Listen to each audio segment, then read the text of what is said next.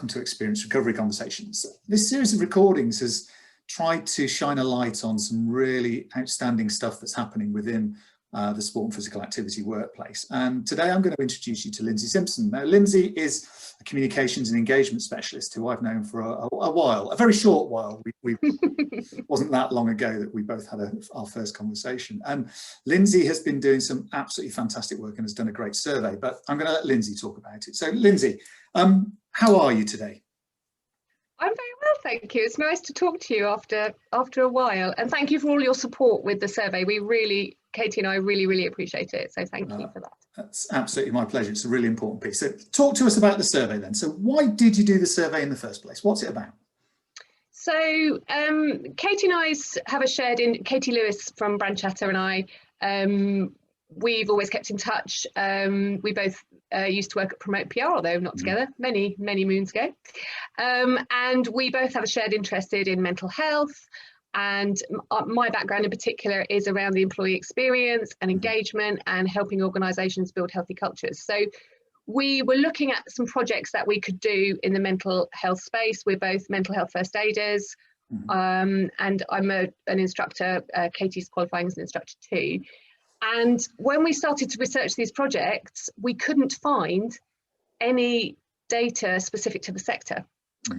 And we went to Simpson and we checked with them whether that was the case, and they said yes. So there's plenty of generic stuff out there, but knowing the sector and knowing, we've got decades of operational experience between us, knowing some of the nuances of what it's like to work in the sector and also how difficult it has been, we felt that some tailored research would better inform what we might do. And we wanted it also to be of value to the sector. So we weren't able to get funding, but we just felt it was really important, and we had the backing of SimSpa to support us, which was fantastic. So we finally went ahead in January, and that's how we got there. Okay, it's really interesting because you talk about the workforce, the employee experience, and there is so much that we as a business do on customer insight and customer research and the experience. It seems amazing there wasn't anything there. So just what sort of response did you get? Were you happy with the response you got? We were really happy. I mean, when we did it because we both feel very passionately about it, and we felt it needed doing. And I think if you're going to do work in an area, then it's really important to listen to the people that you want to serve. So my first instinct would always be to ask. But when we pressed that button, we really had no idea if anyone would even respond. We completely appreciated that it was in the middle of a pandemic. We know how difficult it was for people in lots of different ways. We also knew about the stigma around mental health. So we really weren't sure, but actually we had a phenomenal response. That first week we were blown away by it. And I think because it matters, and it matters to everybody, and so it was an important time to be doing it. And it's also, I think, an important mental health is an important thing for everybody, and also particularly because we're a sector that's focused on health. So if we're talking about physical health and we're not talking about mental health, then I think that we're missing something there in terms of how we talk about and look after our workforce. Absolutely. So you got a good response, which is great news. What were the standout bits? What really surprised you, or were you pleased to see as part of the results that came back to you? So honestly, I think it was all valuable, but I think what you want is me to pick out some things. So I guess there's four things that I would pick out. I think the first thing, and I think it's really important, is there was no universal experience of the pandemic. And so if we approach people based on our experience of the pandemic, we're likely to get it wrong more often than not. Interestingly, in terms of that dynamic, we asked people how they felt in terms of their mental, physical and social health. And overall, people over 45 rated themselves highest across all those categories. Right. So there was also a trend that those over 45, men and senior leaders, rated their overall health. So that does suggest that if you are in those categories, perhaps you've had, in general, a better experience of the pandemic. And it's worth being mindful of that in terms of how you view the need for action or how you view what might be happening for others, and just being mindful of those biases and those experiences and how that might inform how you approach the coming months and years. Secondly, I think that, you know, variations in mental health are just part of the human condition. We all have mental health in the same way we all have physical health, but I think mental health gets conflated with mental illness. Mental health is the continuum, like physical health is the continuum.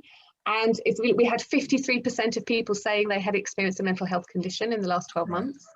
Okay. We had 69% of people saying that they had experienced a mental health issue at some point. So I think often mental health and mental illness is talked about in a very othering way, that it's something that happens to other people. And our data suggests that that's not true. This is something that involves and should matter to all of us. Another key finding is that women told us they'd experienced more mental health issues than men. We didn't dig into the why on this survey. We didn't have the capacity to do that, but there's lots of other surveys and there's some quite key data around why that might be. So in particular, women have been disproportionately affected in terms of their finances, their job security. They've taken, as a group, most of the homeschooling load. They also tend to do more of the emotional load. And also in terms of domestic violence, we know that disproportionately affects women too. And there's been an increase in that. So there's a number of things that might have happened in that sector. And actually, if you're interested in that, and also beyond the pandemic, we see this trend generally anyway. So at mentalhealth.org.uk, there's some really interesting data on that if you're interested. Okay. But I think by far, the single most important finding is that the biggest impact on respondents' well-being was if they felt their work had purpose and if they felt valued. And the reason that I think that's so important is because it beautifully illustrates that many of the things that organisations need to do to support their employees' mental health is about being a good employer. It's not a clinical mental health intervention. It's about being a good employer and providing good work. So those would be the kind of headline 4.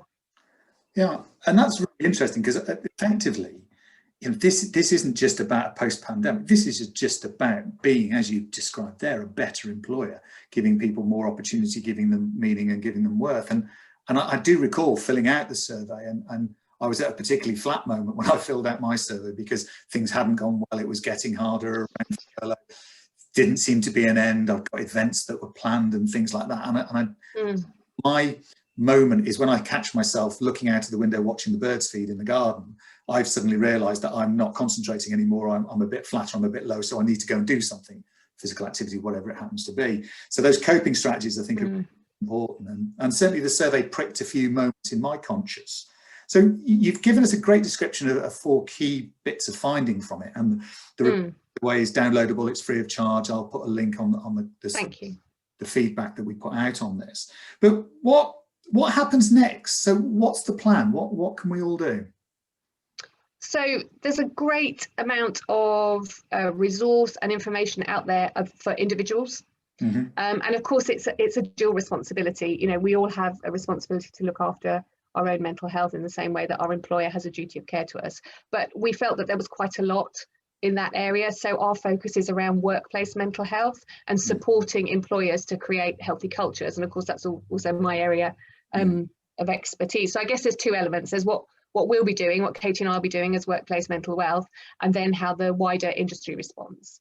So our research got a great deal of interest, which is fantastic, and that's important, but it is more important about what we then do with those findings. So we made 4 recommendations. The first was to improve awareness and understanding. This just needs to happen at both an organisational and a personal level. I think there's some really fundamental basic information that a lot of people have not been exposed to that would fundamentally shift how they thought about their own and others' mental health. We know that's true even with physical health, and actually it's probably more true with mental health. Secondly, it's about supporting the return to work. So I know, you know, obviously some gyms have opened, some facilities, and some are starting to do that.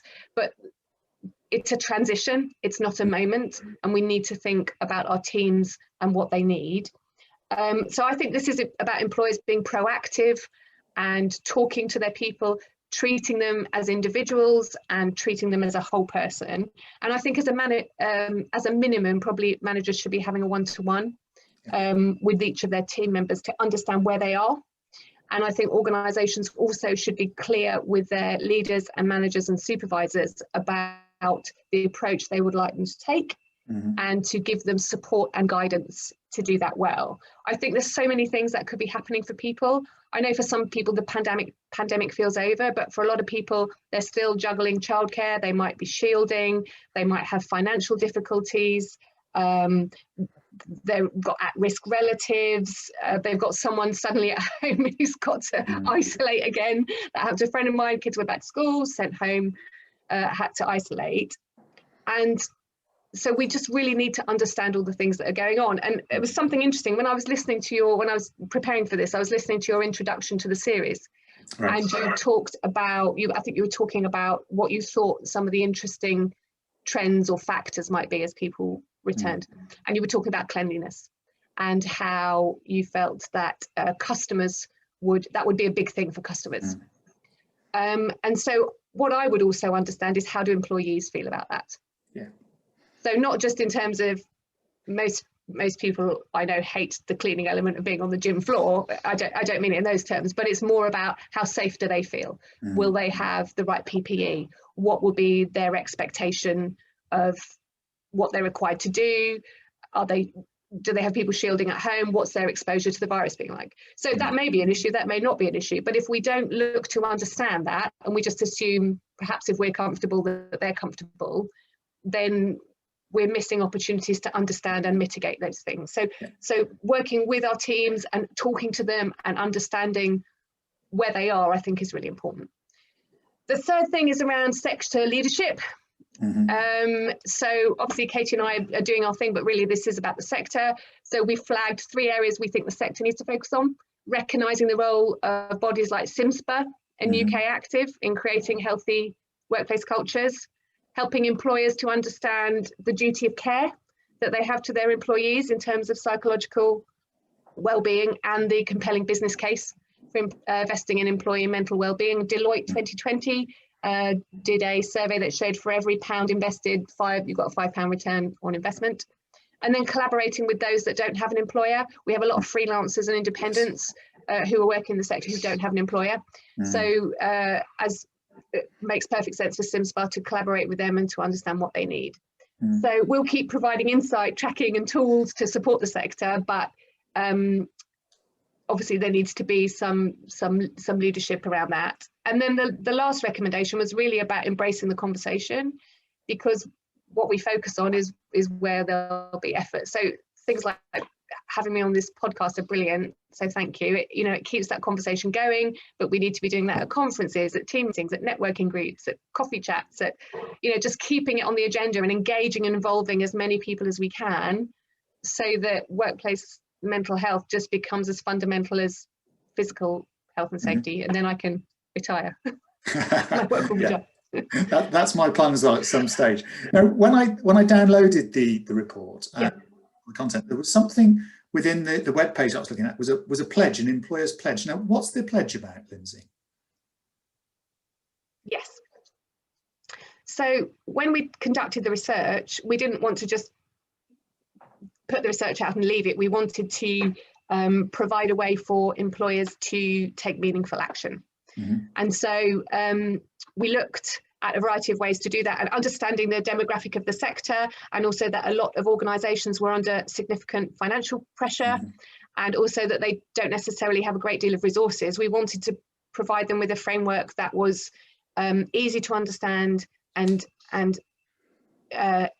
I say simple to apply. It's hard, you need to put the work in, but it's within the gift of most organisations. So the pledge is called the Good Work Pledge, because good work is one of the things that helps employees to thrive at work, or if they have a mental health issue, to still be in work and to work well.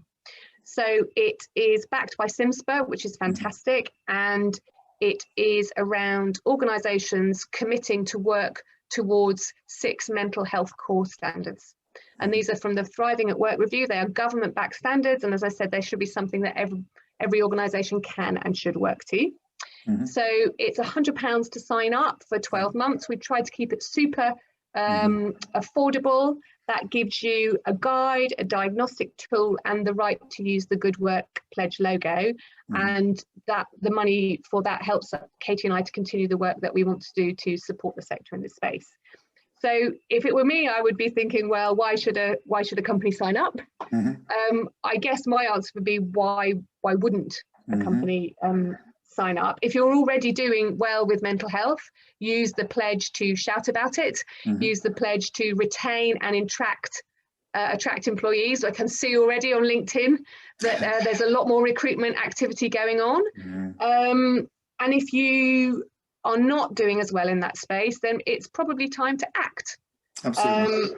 It's better for your business, it's better for you financially, it's better for your team, it's better for your customers. And we think that this is a really achievable way for organisations to move forward and start making progress. So if people are interested, they can go to our website, which is workplacementalwealth.com/pledge. And they can also get a free copy of the research from there too. Excellent. And will LeisureNet be signing up, Dave? LeisureNet will be signing up, actually, yeah. Brilliant. And the interesting bit for me is it's because we're changing dynamics. We have an office. We've not been in that office for 12 months. We used to have but every 3 or 4 weeks we'd have a team meet. We'd have something to eat together and things like that. And I need to understand how that's going to change in the future, and if it's going to change in the future, what effect will that have? So that's why we're signing up to the pledge, to give us a bit more of a comprehension and understanding of the types of things that we could be thinking about to make it better. But Lindsey, I'm going to have to say thank you so much for your time today. It's a really useful conversation. And I knew we'd do this. We've gone over our time limit. I knew it would happen. It was worthwhile. So Lindsey, thank you for your time. Take care, and we'll speak soon. All right. And thank you, Dave. Thanks a lot. Bye. Cheers. Bye-bye.